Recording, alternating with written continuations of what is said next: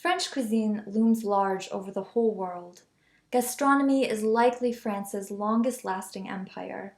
Our food magazines are even entitled Bon Appétit, Saveur, Gourmet, etc.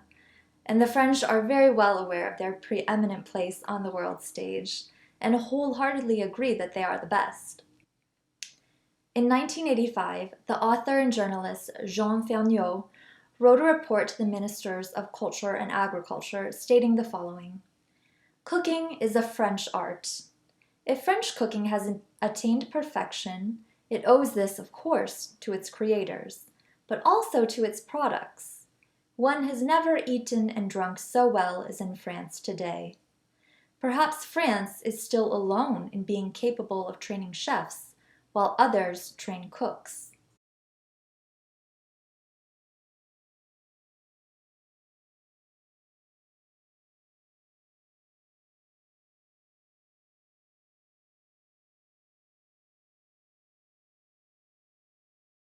And don't we believe it? Jean-Robert Pitte, the Sorbonne professor and author of the best geographical breakdown of French cuisine, stated, "Only the Japanese resist that subtle machinery of persuasion in considering the great French cuisine to be skillful and sensual, but theirs to be more philosophical, poetic, and healthy."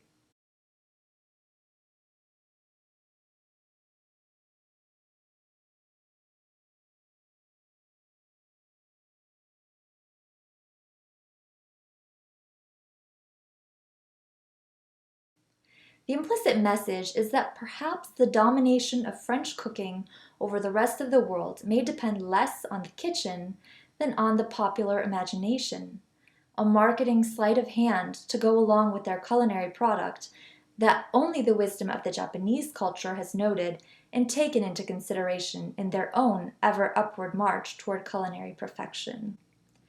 As an aside, in 2020, Japan and France tied for number of 3 Michelin-starred restaurants at 29 apiece.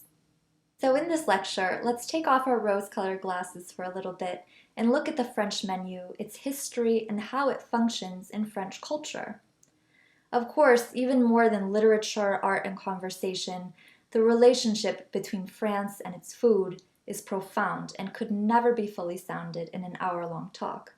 But in this time, I do hope to provide some information on the development of French culinary taste that will help us understand the role food plays in the lives of the French.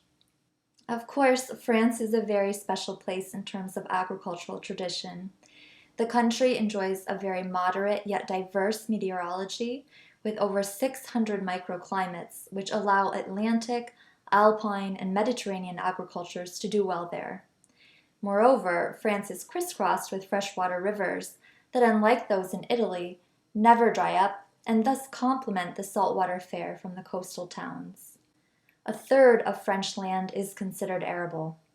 Indeed, the cultivation of crops that we consider the basis of the Mediterranean diet, such as wheat, grapes, olives, and wine, were being grown around 600 BC at the Greek settlements around Massilia, or now we would say Marseille.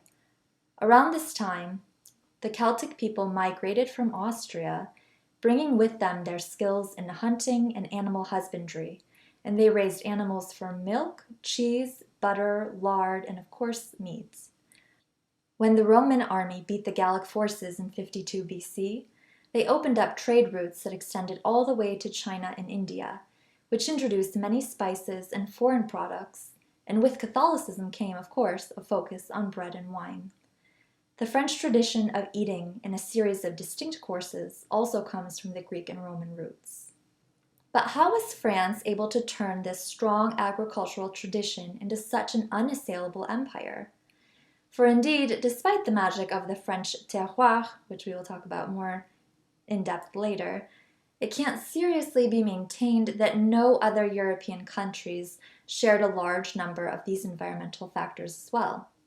So let's look at the breakaway period when France started to define haute cuisine or high cuisine. This will take us, as I'm sure you won't be too surprised, to the early modern period, that is the 17th and 18th centuries. As a side note, I'm happy to say that I've come a long way since my moment of petrification before the souffle in my host mother's kitchen. And with the help of some of the greats like Julia Childs and Guy Martin, I can cook. But I have to say that some of the most profitable culinary reading comes from the old recipe books, at least for me, like those of Jules Gouffet, François Massiolot, and even La Varenne.